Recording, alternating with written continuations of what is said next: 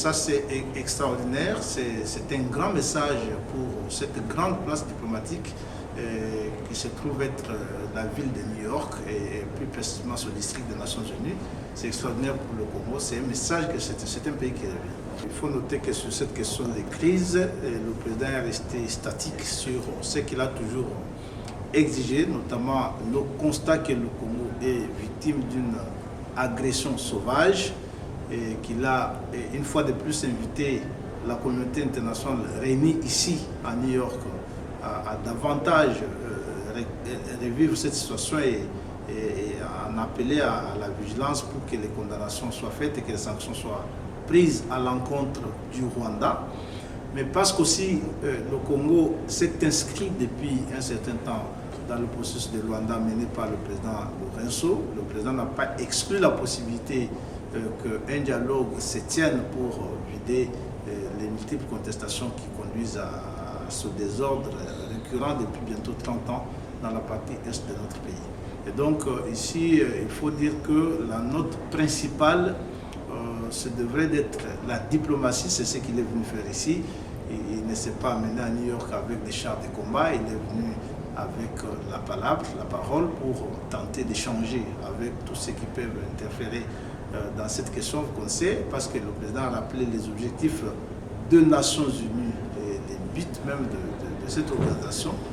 C'est à cela qu'il a appelé. Donc il faut parvenir à un moment à trouver ce cadre et cette opportunité de ce dialogue pour qu'effectivement que le Congo s'exprime de manière assez claire sur ce qu'il veut sur la fin de cette guerre qui n'a fait que trop durer, qui fait beaucoup de malheur, beaucoup de misère à l'intérieur du pays, mais aussi parmi les Congolais qui vivent partout au monde parce qu'ils en souffrent au quotidien.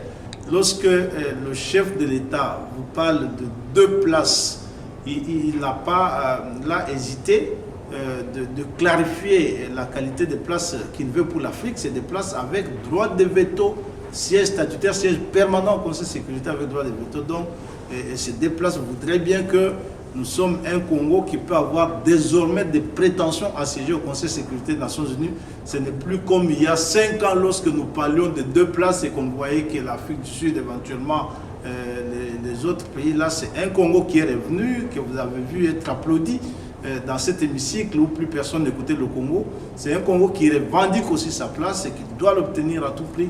C'est en ces termes d'ailleurs que le président de la République a parlé de 2 places. Je sous-entends probablement une représentation des langues, entre autres anglaise et française, ou probablement de l'Afrique du Nord et de l'Afrique subsaharienne. Mais ce qui est important ici, c'est de compter désormais avec le Congo, ce grand pays dont vous tous vous constatez le retour sur la scène internationale, comme vous venez de le voir dans cette salle, avec ces applaudissements intarissables qui n'ont pas été comparés à d'autres expressions que nous avons vues avant que le chef d'État s'exprime.